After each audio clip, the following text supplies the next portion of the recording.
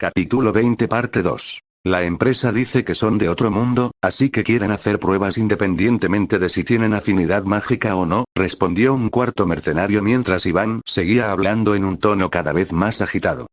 Comandante, lo entiendo, protestó Iván, pero fue interrumpido por su interlocutor. Cuanto más tiempo esperemos aquí, más probable es que nos rodeen. Podemos volver más tarde.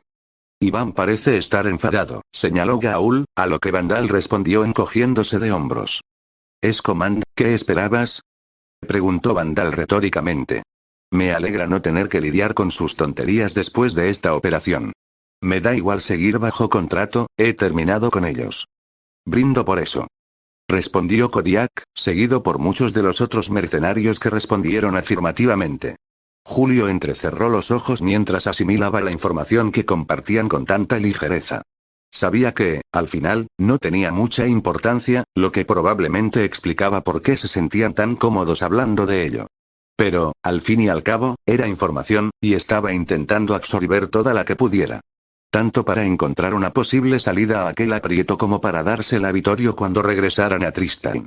Necesitarían toda la información posible si querían derrotar a los Varyag en su última cruzada. Extrañamente, Julio también empezó a notar que, al final de la calle contigua, se veía un destello que salía de una ventana. No sabía si alguien más lo había notado, pero los mercenarios no le prestaban atención. Suponiendo que solo era un reflejo de la luz en el cristal, Julio decidió ignorarlo. Finalmente, Iván dejó escapar un pesado suspiro y dijo, entendido. Equipo Bravo, fuera. Iván guardó el dispositivo portátil en el bolsillo, se giró y miró a su equipo antes de anunciar. Muy bien, escuchen. La extracción se ha retrasado. ¿Qué? ¿Cómo que se ha retrasado? Preguntó Vandal incrédulo, a lo que Iván respondió señalando con el pulgar a Silpit, a quien habían guardado temporalmente en un garaje contiguo. El mando también quiere el dragón. Dicen que es un activo demasiado valioso como para dejarlo sin vigilancia, respondió Iván. El único problema es que es demasiado grande para que un Blackout lo saque con nosotros. Así que, en su infinita sabiduría, el mando ha considerado oportuno enviarnos transporte terrestre antes de evacuarnos al Nido 3. La llegada estimada es de 1 hora. ¿Van a mandar un camión? ¡Qué tontería! Un helicóptero puede llegar en 5 minutos, se quejó Viper, e Iván suspiró de nuevo. Si les preocupa tanto dejar atrás al dragón, que envíen un equipo y nos rescaten con los de otros mundos. Eso fue lo que intenté decirles, pero no les importó. Dijeron que no tenían personal suficiente, reveló Iván con un tono visiblemente frustrado. Da igual. Tenemos órdenes. Asegurar la zona, impedir que las armas biológicas enemigas traspasen el perímetro. Solo disparar si es absolutamente necesario. Los demás mercenarios se miraron con evidente frustración y asintieron a regañadientes. Pasaron los siguientes minutos inspeccionando minuciosamente el entorno, planeando defensas contra una posible invasión zombie. Mientras algunos discutían posibles rutas de escape con tantos cautivos a cuestas, Alphonse volvió a toser. «Alphonse», gritó Gabrielle mientras su tos, que su hermana gemela no lograba calmar, se intensificaba. Para entonces, todos lo miraban, e Iván enseguida vio la preocupación en los rostros de los cautivos. «¿Cuánto tiempo lleva haciendo eso?», preguntó Iván a la persona más cercana, que resultó ser Suero, quien lo miró con desprecio. «Desde que visitó a tu madre», respondió Suero con sarcasmo, y tras su visera Julio pudo notar que Iván entrecerraba los ojos. «¡Qué mono!», dijo Iván, ignorando a Suero y acercándose al mago de agua que tosía violentamente. «Viper, ¿qué opinas?» «Podrían ser efectos secundarios del gas lacrimógeno», sugirió Viper, pero Iván negó con la cabeza. «No estoy dispuesto a arriesgarme». «Háganle la prueba», ordenó Iván mientras el resto de los mercenarios se reunían desde la periferia, y luego miró a los demás miembros del equipo de rescate. «De hecho, háganles la prueba del virus T a todos». Todos los mercenarios asintieron antes de sacar sus pistolas de jeringas portátiles. Se acercaron a cada miembro del grupo de rescate y les apuntaron al cuello con las pistolas antes de apretar el gatillo. Un dolor agudo recorrió la carne de Julio, quien dejó escapar un gemido de dolor al extraerle sangre. La mano libre del mercenario le sujetaba la cabeza. Unos instantes después, retiraron la aguja, dejando escapar un pequeño hilo de sangre por el orificio antes de que este fuera sellado rápidamente con un chorro de medicamento de un recipiente metálico. Murmuró el mercenario frente a él mientras sacaba el recipiente lleno de sangre roja brillante y lo introducía en otro aparato rectangular. Pulsó unos botones y esperó. La tensión se palpaba en el aire mientras él y los demás hacían lo mismo. Finalmente, el dispositivo emitió un pitido y parpadeó en verde, y el mercenario informó. El sujeto 11 está en estado crítico. 16 también está bien, añadió el mercenario que supervisaba a Kirche. No veo ningún signo de infección en el sujeto 6, exclamó un tercero. 1 a 1, los mercenarios informaron lo mismo. Que los cautivos no estaban infectados por ese virus. Julio no tenía ni idea de a qué se refería, pero aunque sus armaduras cubrían por completo sus cuerpos, su lenguaje corporal reflejaba su nerviosismo. De hecho, parecían asustados. Al observar el cadáver cercano de un zombi, con la cabeza completamente destrozada, recordó que, supuestamente, la condición de zombi provenía de una plaga. ¿Acaso el virus T era el nombre que le daban a esa enfermedad? Alphonse fue el último al que le extrajeron sangre para el análisis, y todos lo observaban con la respiración contenida. Sobre todo Gabrielle, que seguía insistiendo en que su hermano estaba bien y que debían mantenerse alejados de él. Entonces, para horror de todos, su dispositivo parpadeó en rojo. Mierda, mierda. Está infectado. Reveló el mercenario asignado mientras se ponía de pie frenéticamente y sacaba su arma, apuntándola a la cabeza de Alphonse. Llévenselo ahora mismo. Ordenó Iván, lo que provocó que Vandal agarrara violentamente a Alphonse por el cuello de la camisa y lo arrastrara lejos de los demás. No, Alphonse. Alphonse. Gritó Gabrielle, pataleando mientras intentaba volver junto a su hermano, solo para caer de bruces por las bridas que le sujetaban los tobillos. Ni se te ocurra tocarlo. Ordenó Wardes, pero sus palabras y las de todos los demás cayeron en oídos sordos. Tiene una cicatriz de mordedura en la nuca, reveló una de las médicas mercenarias mientras le subía el cuello de la camisa.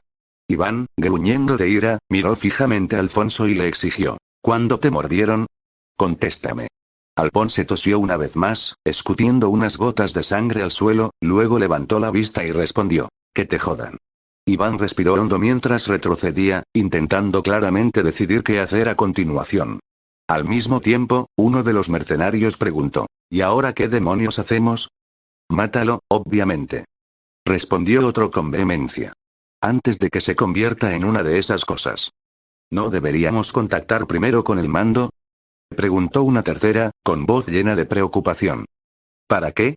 ¿Para que nos digan que esperemos a ver en qué se convierte? Preguntó retóricamente el segundo. Me da igual si se convierte en un zombi normal y corriente o en uno mágico. No lo quiero cerca cuando se transforme. Si el comando se enfada, que se vayan al carajo. Los mercenarios se enzarzaron en discusiones entre ellos, quedando únicamente un mercenario junto a Tabitha para vigilarlos. Basta. Gritó Iván, interrumpiendo la discusión. Miró a Alphonse por última vez, suspiró y dijo. Es demasiado arriesgado. Vandal, acaba con él. Entendido, dijo Vandal mientras sacaba su pistola y se acercaba para apuntar directamente a la frente de Alphonse, quien ahora miraba al mercenario con absoluto terror. Mientras Gabrielle suplicaba que se detuvieran, Vandal simplemente declaró. Me lo agradecerás. ¡No! Gritó Julio, tratando de que se detuvieran, pero sus palabras fueron interrumpidas por un único disparo, seguido de la explosión de la cabeza de Vandal. Francotirador. Gritó Iván mientras se lanzaba a un lado, esquivando por poco otro disparo que alcanzó a un segundo mercenario a su lado en el cuello. Mientras se agarraba la herida abierta en un intento desesperado por detener la hemorragia, cayó de rodillas y se desplomó en cuestión de segundos, quedando inerte. El tercer disparo alcanzó al mercenario que se había quedado vigilando a los cautivos. La parte posterior de su cabeza estalló cuando una bala le atravesó el ojo. El patio abierto se convirtió en un caos total mientras los mercenarios corrían y se lanzaban a buscar refugio, con los cautivos pegándose al suelo lo máximo posible. Colbert incluso se había contoneado para proteger el cuerpo de Kirche con el suyo. Se oyeron más disparos, que alcanzaron a una cuarta mercenaria en el pecho mientras corría a cubierto. Cayó al suelo, y sus compañeros la dejaron atrás mientras se concentraban en protegerse y en localizar al francotirador. Al mismo tiempo, Julio empezó a oír ruidos de corte frenéticos. Volviendo la cabeza, vio, para su sorpresa, que Tabitha se había deslizado sobre el cadáver del mercenario y, llevándose las rodillas al pecho, había logrado volver a colocar las manos atadas delante de ella. Ahora usaba su cuchillo para cortar las bridas que le sujetaban los tobillos y las muñecas, mirando a su alrededor para asegurarse de que nadie la viera. Pero pronto la visión de Julio quedó completamente nublada cuando unos bidones metálicos familiares fueron arrojados al patio, lo que provocó que Iván gritara: «¡Golpe!», seguido de una luz cegadora y un sonido ensordecedor que inundó el mundo. Julio ya había cerrado los ojos con fuerza, pero no pudo hacer nada para protegerse los oídos, salvo encogerse inútilmente de hombros con las manos aún atadas, y sintió un grito de dolor tras la explosión, aunque ya no podía oírla. Después de unos instantes, abrió los ojos y su audición, amortiguada, comenzó a regresar lentamente, pero para entonces todo el patio estaba cubierto de humo gris. A diferencia del gas lacrimógeno que los mercenarios habían usado contra ellos, este gas no le irritaba los ojos. Sin embargo, tosía. Entre el humo, empezó a ver destellos de luz y a oír disparos al estallar un tiroteo. Le costaba ver a más de 1,5 metros de distancia, pero se percató de que Tabitha ya no estaba allí, y que faltaba la pistola del mercenario muerto. Cuando el humo empezó a disiparse, pudo ver a Tabitha disparando con su pistola robada a los mercenarios mientras corría hacia el garaje donde guardaban sus varitas y equipo, dejando claro a Julio a dónde iba. «¡Mierda, está suelta!», gritó uno de los mercenarios al ver a Tabitha.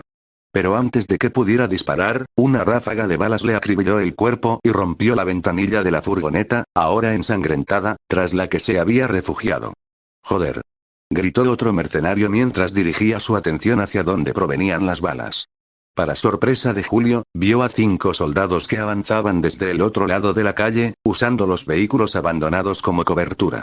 A diferencia de los mercenarios, todos llevaban el rostro descubierto y vestían armadura color arena sin casco ni máscara. Julio no sabía quiénes eran esos hombres y mujeres, pero mientras continuaban avanzando bajo una lluvia de disparos y precisos tiros de francotirador provenientes de algún lugar a sus espaldas, quedó claro que no pertenecían a los mercenarios. Eran supervivientes, otra compañía de mercenarios o tal vez incluso soldados al servicio de los Estados Unidos. Sinceramente, no lo sabía, ni tampoco sabía por qué atacaban a los mercenarios. «Floyd, suéltalos ahora», ordenó el aparente líder de los soldados recién llegados mientras cargaba algo en el tubo bajo el cañón de su rifle. Al apretar el gatillo, otra granada aturdidora explotó, desorientando a los mercenarios y permitiendo a los soldados avanzar hacia el patio. «¡Quieta!», gritó la mujer, a quien Julio supuso que era Floyd, mientras corría hacia la cautiva más cercana, que resultó ser Agnes. Frenando en seco, sacó un cuchillo y comenzó a serrar las bridas que sujetaban las muñecas de Agnes. Una vez que terminó con esas, Floyd empezó a cortarlas de sus tobillos, y pronto la mosquetera quedó completamente libre. Sin perder un segundo, Agnes se puso de pie de un salto y se abalanzó sobre la mercenaria más cercana antes de que pudiera recuperarse del efecto de la granada cegadora. Tras derribarla, Agnes y la mercenaria forcejearon por el cuchillo de la mujer después de que le arrebataran el arma, ignorando el creciente tiroteo a sus espaldas. Mientras tanto, Floyd y los demás soldados avanzaban cada vez más en el patio, abatiendo a muchos de los mercenarios o, al menos, haciéndolos retroceder e impidiendo que contraatacaran. A medida que liberaban a más y más cautivos, la puerta del garaje se abrió de golpe en una tormenta de hielo, tomando a todos por sorpresa. Tabitha salió corriendo, creando un rastro de hielo sobre el concreto que se elevó formando enormes púas que atravesaron a un mercenario por los brazos, las piernas, el pecho y la cabeza. Luego creó un muro de hielo para bloquear los disparos que habrían alcanzado a los soldados aturdidos, quienes la miraban fijamente sin comprender. «De acuerdo, puedo trabajar con eso», dijo el capitán con voz monótona mientras recargaba su rifle. «Ronson, fuego de supresión». «Entendido», respondió la segunda mujer del grupo, evidentemente Ronson, mientras colocaba su enorme ametralladora sobre el capó de un coche y desataba una lluvia de plomo contra los mercenarios. «Morris, ayuda a Floyd». Siguió dando órdenes el capitán mientras avanzaba hacia Tabitha, disparando con su rifle a un mercenario que había logrado flanquearla. «Kimbala, conmigo». «Entendido, capitán», respondieron ambos hombres mientras iban a cumplir sus órdenes.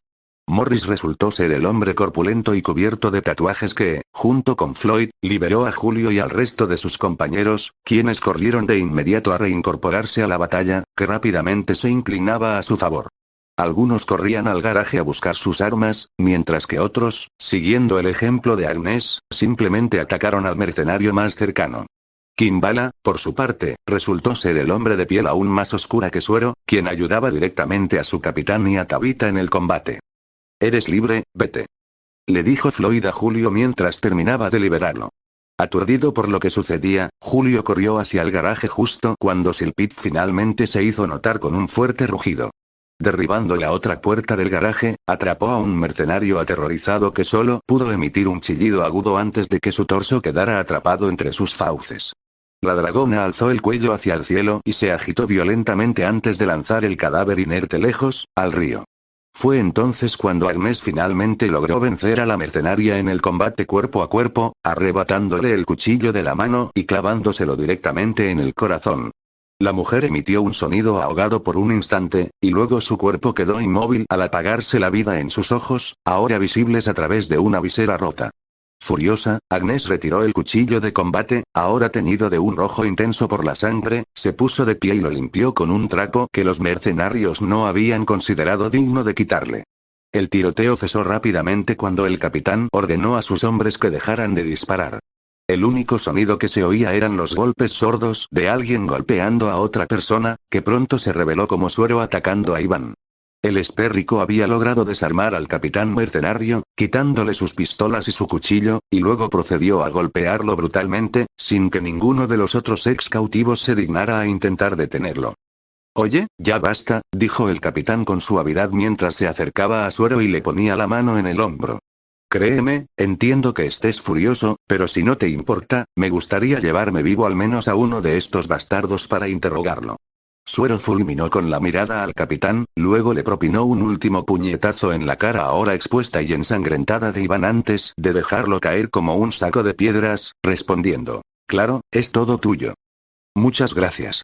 Floyd, espósalo, ordenó el capitán mientras giraba la cabeza para mirar a Silpid. Era evidente la confusión en sus ojos, luego preguntó: ahora, antes de hacer nada más, tengo que preguntar, ¿eso es un dragón? Silpid miró a la capitana e inclinó la cabeza mientras Tabitha asentía y respondía: sí, su nombre es Silpid. Sí, sí, murmuró el capitán mientras miraba los carámbanos que ahora cubrían el patio. Mirando a Tabitha y a su personal, preguntó: ¿cómo hicisteis eso? ¿Hidrógeno líquido? ¿Granadas criogénicas? Magia.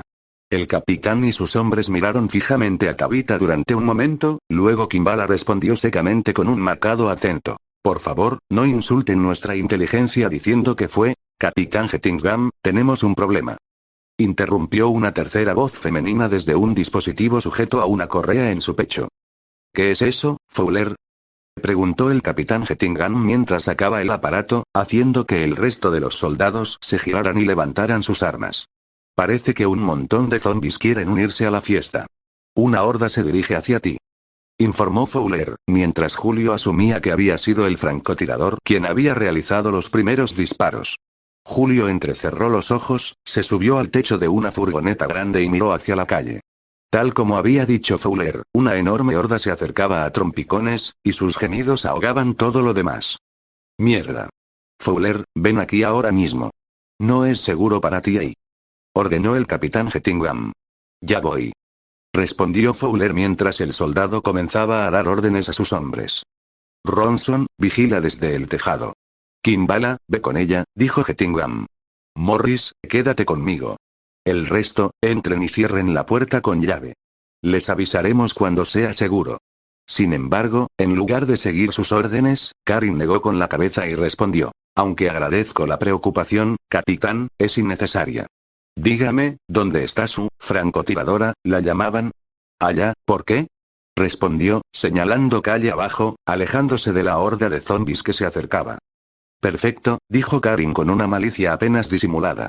Acto seguido, se adelantó al grupo, alzó su varita espada recién recuperada y lanzó el hechizo viento fuerte.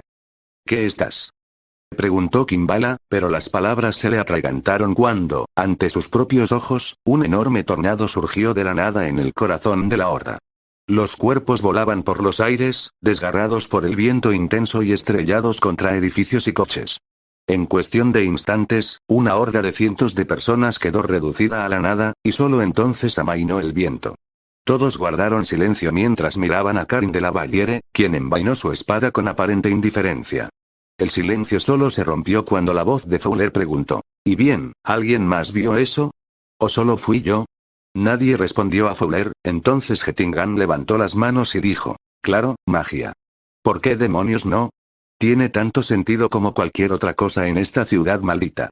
Duquesa, creo que deberíamos entrar, dijo Wardes cuando la adrenalina empezó a bajar, haciendo mucho más evidente el dolor de las lesiones de Julio. Lo mismo podía decirse de todos.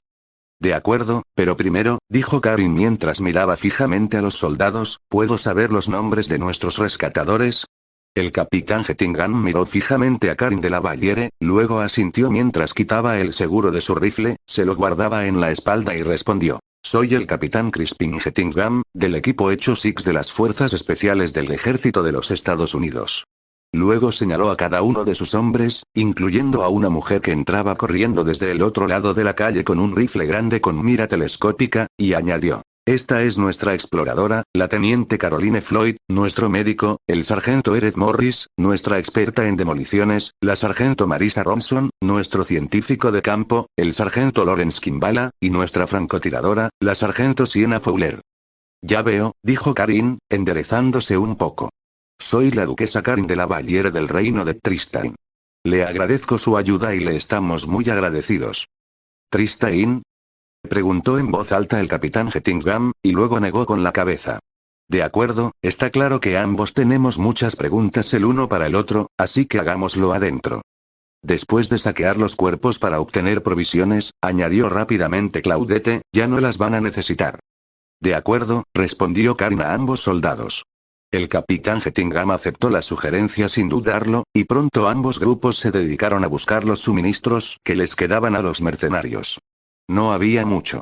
La mayor parte de la munición de los mercenarios se había agotado durante el intenso tiroteo, y algunas armas, por desgracia, habían quedado irreparables debido a los hechizos más destructivos de Tabitha. Pero no se quejaban. Las armas a las que ya se habían acostumbrado estaban en perfecto estado. Por suerte, pudieron recuperar armas intactas, cajas de munición y suministros médicos. Una vez que ambos bandos terminaron, Karin y el capitán Gettingham guiaron a los demás a la planta de tratamiento de agua. Julio fue el último en moverse, con la mente dando vueltas, incrédulo, intentando comprender todo lo que acababa de ocurrir. Un instante antes, dudaba de que este mundo fuera realmente su enemigo, pero al siguiente, esa certeza se hizo patente. Luego, ni siquiera media hora después, otro giro inesperado cambió la historia que le habían contado durante toda su vida. Otro grupo de Baryaga arriesgó sus vidas para salvarlo a él y a sus compañeros. No tenía ni idea de qué estaba pasando, ni si debía confiar en los miembros de Hecho Six, pero, al menos, esta era una oportunidad perfecta para averiguarlo. Con eso en mente, se armó de valor y los siguió adentro, cerrando la puerta tras de sí. Extraordinario, dijo el sargento Kimbala mientras alzaba a Derflinger con ambas manos. ¿Una inteligencia artificial imbuida en una espada? Sí, soy bastante increíble, respondió Derflinger con una considerable arrogancia en la voz. Un momento. ¿Ustedes son literalmente de otro mundo con magia, elfos, dragones y esas cosas? Preguntó Fowler apoyándose en la barandilla de una pasarela que daba a uno de los muchos depósitos de agua dentro de la planta de tratamiento. El agua era de un negro turbio, pero Karin no sabía si era normal dentro de la planta o un subproducto de la contaminación. La plataforma en la que se encontraban había sido convertida, al parecer, en una improvisada sala de descanso por los empleados anteriores, con mesas, escritorios y demás. Comparado con los otros refugios donde se habían resguardado antes, era un retroceso considerable, pero Karin no se quejaba mientras escuchaba la conversación y jugueteaba con el revólver que acababa de obtener de Ivan. Si algo había aprendido de su encuentro con el servicio de seguridad Umbrella, como al parecer se llamaban los mercenarios, era que había cometido un tremendo error al confiar exclusivamente en su magia. Dado que el capitán mercenario claramente ya no necesitaba su Colt Python, se la apropió. Así es, sargento, confirmó Ernest, y el sargento Fowler no pudo evitar reírse entre dientes. Bueno, tenemos zombies. ¿Por qué no? Se preguntó a sí misma. Lo estás llevando bastante bien, señaló Colbert, y Fowler negó con el dedo. Oh, créeme.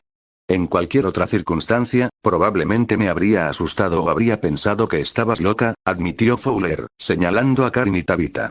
Pero ellas se quedaron paralizadas y desataron un tornado sobre unos cuantos desgraciados con solo decir unas palabras mágicas y pensarlo detenidamente. Me parece perfecto. Dejo que los científicos se preocupen. Hablando de eso, Kimbala, ¿cómo estás? Lo mejor que puedo estar, teniendo en cuenta todo, respondió Kimbala mientras, a regañadientes, devolvía a Derflinger a Julio. ¿Cómo nos encontraste? Preguntó Julio mientras se volvía a colocar la funda de Derflinger al hombro. Hemos detectado a tu dragón en el radar, respondió la teniente Floyd mientras señalaba hacia el tejado, donde podían ver a Silpid asomándose por una claraboya. ¿Radar? Preguntó Marion, ladeando la cabeza con expresión de confusión. Sí, no tendrías ni idea de qué es eso, murmuró Kimbala.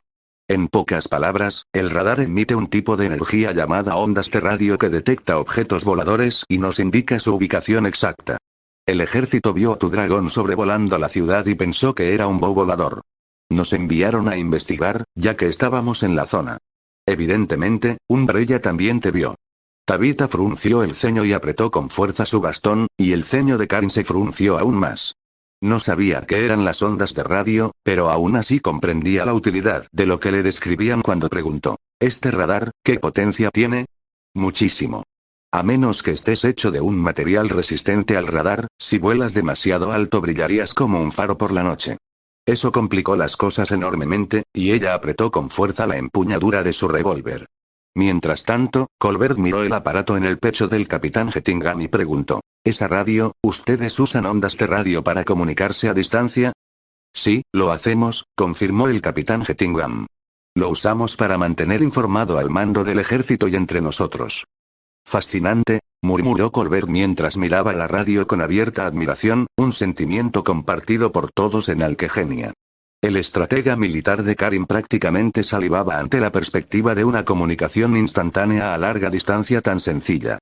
Con demasiada frecuencia, las maniobras militares fracasaban por la incapacidad de comunicarse entre los distintos frentes de batalla. Un general desde su tienda podía ver lo que sucedía e intentar contrarrestarlo, pero para cuando sus órdenes llegaban al frente, podían estar completamente desactualizadas. Si Tristain contara con algo así, podrían reaccionar y desbordar a cualquier enemigo antes de que tuvieran la oportunidad de comprender lo que ocurría. Hablando de radios, ¿tienes alguna? Preguntó Gettingham, y cuando Karin negó con la cabeza, él asintió y respondió. Lo suponía. No te preocupes, tenemos algunas de sobra. Son modelos civiles, así que solo tienen un alcance corto, de unos 16 kilómetros, y la calidad del audio es pésima, pero servirán. ¿10 millas es corto alcance?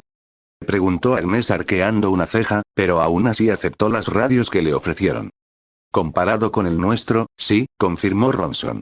Si quisiéramos, podríamos hablar con alguien al otro lado del mundo. Ya veo, dijo Agnes, y luego miró la radio que tenía en la mano como si fuera un objeto sagrado.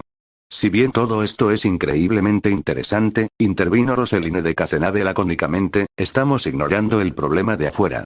Karin asintió en señal de aprobación, luego miró directamente al capitán Gettingham y dijo. Capitán, supongo que se estará preguntando por qué estamos aquí en primer lugar. Sí, esa pregunta me ha rondado la cabeza últimamente, admitió Gettingham apoyándose en la pared y cruzando los brazos. Ahora bien, no me importa que sean de otro mundo. Francamente, tenemos cosas más importantes de las que preocuparnos ahora mismo. Pero perdónenme si no me gusta la idea de que individuos fuertemente armados, algunos capaces de hacer magia de verdad, anden sueltos por suelo estadounidense con la aparente capacidad de aparecer donde les plazca sin que nos enteremos. Representa un riesgo para la seguridad nacional, ¿saben? Karin asintió. Si la situación fuera al revés, estaría igual de preocupada. De reojo, notó que la expresión de Julio cambió brevemente, pero decidió no darle importancia. Lo último que quería era dar la impresión errónea de que eran un grupo de reconocimiento previo a una invasión. Estamos aquí por mi hija, admitió Karin, pillando a los soldados desprevenidos. ¿Su hija? Repitió Morris, dejando de atender a Kirche. La pobre muchacha germana había permanecido en completo silencio desde su rescate, apenas reaccionando a quienes intentaban socorrerla. Aunque Gabrielle y el sargento Morris habían curado sus heridas físicas, era evidente que las heridas psicológicas por haber matado a un hombre seguían muy recientes. La mirada de Karin se suavizó al verla, reconociendo aquella expresión demasiado familiar en su rostro. Era una expresión que la mayoría de los soldados con los que había trabajado adquirían la primera vez que mataban a alguien. Sin importar la situación, quitarle la vida a otro siempre era una experiencia traumática. La mayoría no estaba preparada mentalmente para afrontarla. Y Karin prefería no tener nada que ver con aquellos que sí lo estaban. Pero esa era una preocupación que intentaría abordar más tarde. Por ahora, asintió y respondió: sí, mi hija. Hace un mes intentaba invocar a un familiar, pero accidentalmente se trajo aquí. ¿Un familiar? ¿Qué es eso?, preguntó Kimbala, y Tabitha se giró desde donde ella y Morris estaban intentando ayudar a Kirche para señalar a Silpit con énfasis. Un familiar es una criatura mágica vinculada al mago, que se convierte en su sirviente, explicó Tabitha. Mi familiar es, por ejemplo, una sílfide. Los familiares también pueden ser lobos, fénix o cualquier otra criatura mágica o mundana que puedas imaginar. ¿Y la de tu hija? Es un caso especial.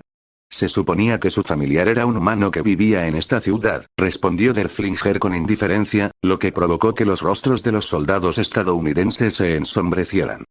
¿Me está diciendo que su hija intentó secuestrar y esclavizar a uno de nuestros ciudadanos?, preguntó el capitán Hettingham, pero Colbert negó con la cabeza. No, por supuesto que no. Un familiar no es un esclavo, insistió Colbert. No es que importe. Claramente ella pensó lo mismo que ustedes y nunca vinculó a su familiar después de vivir con él y su familia durante un mes, reveló Derflinger, lo que provocó que los soldados soltaran un suspiro de alivio. Bueno, al menos nos hemos librado de un problema, admitió Fowler en voz baja, luego negó con la cabeza y continuó. Entonces, tu hija, en lugar de traer a su familiar a tu mundo, se trajo a sí misma a su familiar al nuestro. ¿Te entiendo bien? Sí, confirmó Julio. Luisa de la Valliere es muy importante, por muchas razones, así que el reino de Tristain y la iglesia alquejeriana colaboraron en una misión de rescate una vez que nos dimos cuenta de lo que estaba sucediendo. El capitán Hettingham asintió mientras miraba a Karin. Luego abrió mucho los ojos y preguntó. Un momento, ¿dijiste que se llama Louise? Así es, dijo Julio, y entrecerró los ojos. ¿Por qué? Hettingham lo ignoró mientras se concentraba por completo en Karin, luego extendió la palma de la mano a su lado y dijo. Tiene el pelo rosa, los ojos rosas, mide alrededor de 50 centímetros y tiene unos 18 años. Se parece muchísimo a ti. Sí, dijo Karin en voz baja mientras se enderezaba, mientras Hettingham se giraba para hablar con sus compañeros soldados. No me extraña que Umbrella los estuviera persiguiendo, murmuró Hettingham. ¿Podría haberlo sabido Umbrella?, preguntó Floyd, y Kimbala asintió. Tenía que hacerlo. Controlan toda esta maldita ciudad, señaló Morris. Disculpe, ¿podría decirnos de qué está hablando?, preguntó Wardes con fastidio. Hettingham asintió y se aclaró la garganta antes de revelar. Sabemos de quién hablan. Hace un par de días, cuando comenzó el brote, nos encontramos con un chico y una chica llamados Saito y Louise. ¿Lo hiciste?, preguntó Colbert completamente asombrado, y Morris asintió. Sí, lo hicimos, explicó Morris. Los dos estaban huyendo, intentando escapar de la ciudad, cuando nos encontraron.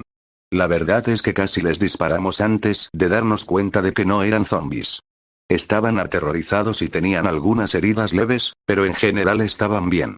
Kimbala tomó entonces la palabra y continuó. Lo más importante es que nos contaron que estaban huyendo de un equipo de mercenarios que trabajaban para la corporación Umbrella.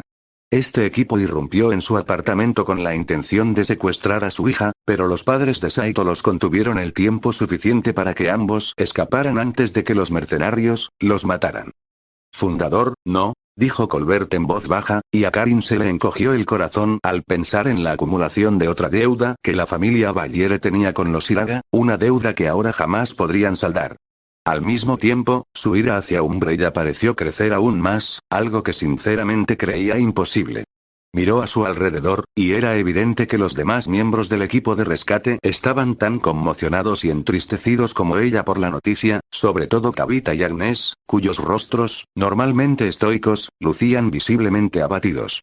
Karin negó con la cabeza y preguntó, ¿qué pasó después? ¿Lograste ponerlos a salvo? Lo intentamos, confirmó Ronson, y luego negó con la cabeza, pero el equipo de la US que los perseguía nos alcanzó y atacó. Logramos contenerlos el tiempo suficiente para que Saito y Louise escaparan, diciéndoles que se dirigieran al centro de evacuación más cercano, en la biblioteca pública. No los hemos vuelto a ver. Ya veo, observó Agnes, y luego gruñó. ¿Al menos mataste a los mercenarios? Lo hubiéramos hecho si un maldito tirano no hubiera decidido arruinar la fiesta, respondió Fowler, provocando que Karin alzara las cejas. ¿Pudo amenazar a ambos grupos? ¿Qué clase de monstruo es un tirano? Preguntó Tabitha de inmediato, lo que demostraba una vez más que no era una simple estudiante. Una vez que terminara esto, pensaba interrogar a la chica con más detenimiento, pero en ese momento tenían otras preocupaciones. Un puto zombie enorme, respondió Fowler frunciendo el ceño. La maldita cosa era un tanque andante, completamente inmune a las armas ligeras. Nos persiguió media ciudad. Nada de lo que intentamos sirvió para algo más que para ralentizarlo, en el mejor de los casos. Balas, granadas, lanzallamas, nada. Ronson le derrumbó un edificio encima, y el tirano ni se inmutó. Tuvimos que pedir un ataque aéreo para acabar con la maldita cosa. ¿La gente puede convertirse en algo así? Preguntó Gabrielle en voz baja, a lo que Kimbala respondió con una risa oscura y negó con la cabeza. No, ese es el problema. No pueden, replicó Kimbala, inclinándose más cerca. Basándonos en todo lo que hemos visto hasta ahora, los tiranos no son como zombies. No son accidentales. Suero frunció el ceño y gruñó. Fueron hechos por Umbrella, igual que el virus T, confirmó Kimbala. Un momento, ¿Umbrella creó el virus T? Creía que ese era el nombre que se le daba a esta plaga, señaló Colbert, pero Kimbala negó con la cabeza. Sí, el virus T es lo que convierte a la gente en zombies, pero no es algo natural. Es un arma biológica ilegal que Umbrella creó en un laboratorio aquí en Raccoon City. ¿Un arma biológica, ellos? Intentó decir Colbert, pero no encontró las palabras. Ninguno de ellos pudo, y los ojos de Karin se abrieron con horror y rabia. Tanto por el hecho de que Umbrella tuviera la capacidad de crear semejante arma, como por la forma en que habían violado la santidad de la vida misma para hacerlo. Julio parecía, con diferencia, el más furioso, y dado que era sacerdote de los dioses, ella no podía culparlo. Sí, y los tiranos no son lo único que han creado aquí, advirtió ominosamente el capitán Gettingham. Hay cosas en esta ciudad. Monstruos que hacen que el resto de estos zombies parezcan poca cosa. Eso es un abo. Significa arma bioorgánica. La sala quedó en silencio mientras todos reflexionaban sobre sus palabras. Los nudillos de Karin se pusieron blancos de tanto apretarlos. Echó un vistazo al resto del grupo y vio que todos estaban horrorizados y asqueados por la revelación. Incluso Kirche salió de su estupor, al menos por el momento. El profesor Colbert, sorprendentemente, parecía más furioso que Julio, rechinando los dientes y apretando su bastón con tanta fuerza que casi lo doblaba. No lo conocía bien, pero Karin intuyó que su interés y amor por la ciencia no eran la razón de su indignación por el mal uso que Umbrella hacía de ella.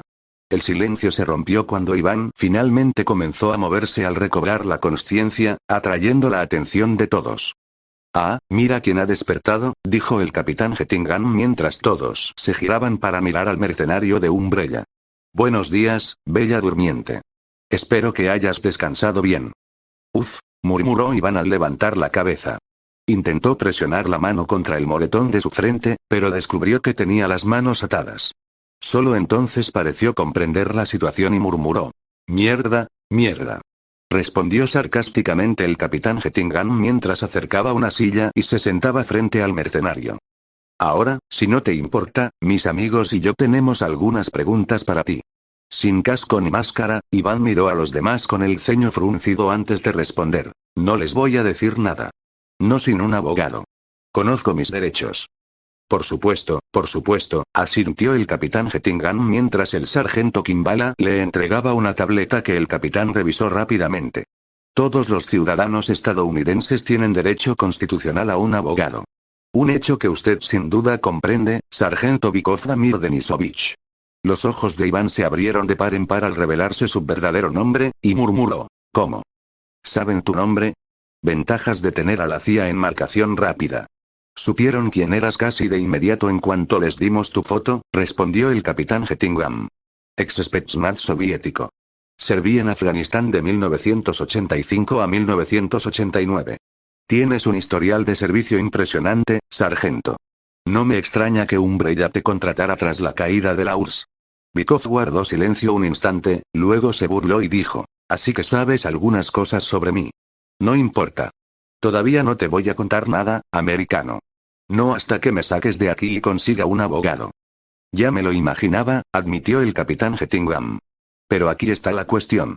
Por mucho que ame a mi país y su constitución, desde el 24 de septiembre de 1998, Raccoon City se encuentra bajo ley marcial y, por orden del presidente, las libertades civiles están suspendidas temporalmente para facilitar las labores de evacuación y contener el virus T. Dado que eso ocurrió hace 3 días, te afecta directamente. Ahora bien, a pesar de todo lo que usted y su empresa le han hecho a mi amado país, probablemente piense que mis hombres y yo no tenemos el valor de hacer algo tan extremo como torturarlos para obtener información. Y tendría razón. Pero no somos los únicos a quienes han perjudicado, ¿verdad? Luego, inclinó bruscamente la cabeza hacia Karin y dijo, estoy seguro de que conoces a la duquesa Valiere y a su hija. Su hija, de la que me acaban de informar que algunos de tus camaradas han estado intentando capturar tras asesinar a sus cuidadores. Y aquí va otro dato curioso. Al parecer, provienen de un mundo alternativo de espadas y brujería, y no comparten ninguna de nuestras normas civilizadas sobre cómo tratar a los prisioneros de guerra. Te propongo un trato. O me dices lo que quiero saber, o te entrego a ella, y dejo que te dé una buena paliza. Karin no sabía exactamente qué significaba volverse medieval, y una parte de ella se sintió ligeramente ofendida por el comentario civilizado. Además, torturar a Bykov para obtener información sería completamente inútil, era más probable que mintiera a que dijera la verdad, y, de todos modos, no tenían tiempo para hacerlo, aunque quisieran. Pero reconoció el tono y la verdadera intención del capitán, y la apoyó sin reservas. A pesar de sí misma, no pudo evitar sonreír con malicia mientras el mercenario capturado la miraba con los ojos muy abiertos, gesto que Karin exageraba mientras giraba lentamente el tambor de su revólver, una acción que todos los demás en su grupo imitaban con sonrisas maliciosas. Bykov tragó saliva con dificultad antes de mirar a los demás. Al ver a Alphonse tambaleándose ligeramente hacia el fondo del grupo, sus ojos se abrieron aún más y dijo, de acuerdo, de acuerdo. Hablaré, pero primero tendrán que ocuparse de él. Está infectado. ¿Qué? Respondió el capitán Hettingham sorprendido antes de volverse para mirar al claramente enfermo Alphonse de Agüet. ¿Por qué crees que nos tomamos tantas molestias para capturar vivos a estos tipos solo para intentar ejecutarlo? La declaración de Bykov se vio interrumpida por otra tos de Alphonse, que hizo retroceder a todos menos a Gabrielle. Al ver esto, Gabrielle de Agüet gruñó y dijo, deja de mentir. Mi hermano está bien. Pica, qué rico, murmuró Alphonse apenas en un gemido bajo, su voz apenas audible mientras la sangre goteaba por sus labios. ¿Duquesa? Preguntó secamente el capitán Hettingham mientras desenfundaba su arma reglamentaria. Sintiendo que la tensión aumentaba, Karin admitió. El caballero Alphonse de Agüet fue mordido esta mañana durante nuestro primer enfrentamiento con los zombies. Uno de los nuestros murió y lo mordió después de resucitar. Pero hemos estado prestándole ayuda todo el día. No, no. Joder, eso no va a funcionar, dijo el capitán Hettingham mientras amartillaba su pistola M1911. Capitán, sabemos que el virus T convierte a la gente en zombies. Pero Alphonse aún no está muerto, intentó calmar Colbert al soldado, pero Kimbala negó con la cabeza. No funciona así, profesor, replicó el sargento Kimbala. El virus T no mata a sus víctimas. Las mantiene con vida. ¿De qué estás hablando? Preguntó Karin con urgencia. Todos esos zombies que has estado matando hoy. Sé que pueden parecer muertos vivientes, pero te aseguro que están muy vivos, reveló Kimbala, haciendo que el vacío en el estómago de Karin se hiciera aún mayor mientras se le erizaban los pelos de la nuca. Tonterías, es imposible que esas cosas sigan vivas. Insistió Cazenave, pero Kimbala negó con la cabeza. Estrictamente hablando biológicamente, lo son, aunque ya no sean quienes eran antes, insistió Kimbala mientras apuntaba con su pistola a Alphonse, a quien Gabrielle protegía con su cuerpo. Se transmite a través de fluidos. Agua, saliva, sangre, todos son vectores potenciales de infección. El virus T se filtró al suministro de agua de Raccoon City, y por eso la ciudad cayó tan rápido, pero un simple rasguño o una mordedura de un individuo infectado basta para transmitir la enfermedad a una nueva víctima. El proceso puede durar desde minutos hasta unas pocas horas, dependiendo de su estado de salud, pero una vez que alguien se infecta y comienza a mostrar síntomas, es irreversible. Su cuerpo muta y comienza a sufrir una necrosis acelerada a medida que sus sistemas neurológicos se deterioran. Las facultades mentales disminuyen. El hambre y los instintos agresivos se intensifican. Los receptores del dolor mueren y la división celular aumenta en un intento por contrarrestar la necrosis.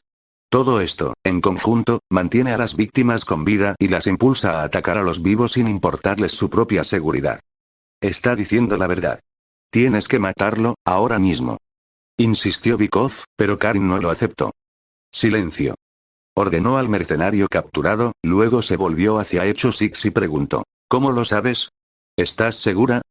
Duquesa Valiere, he analizado cientos de cadáveres durante los últimos 3 días, he visto morir a innumerables personas ante nuestros propios ojos y hemos obtenido docenas de documentos ultrasecretos de Umbrella que detallan sus intentos de tratar la enfermedad una vez que salió del laboratorio, respondió Kimbala. Tuve que sacrificar a una madre y a su hijo cuando se infectaron. Créame, duquesa, estoy segura. ¿Es posible que alguien sea inmune de forma natural? Preguntó Karin, intentando aferrarse a la más mínima esperanza. Hay una tasa de infección del 90%, duquesa. Y no solo afecta a humanos y animales. Las plantas también pueden infectarse.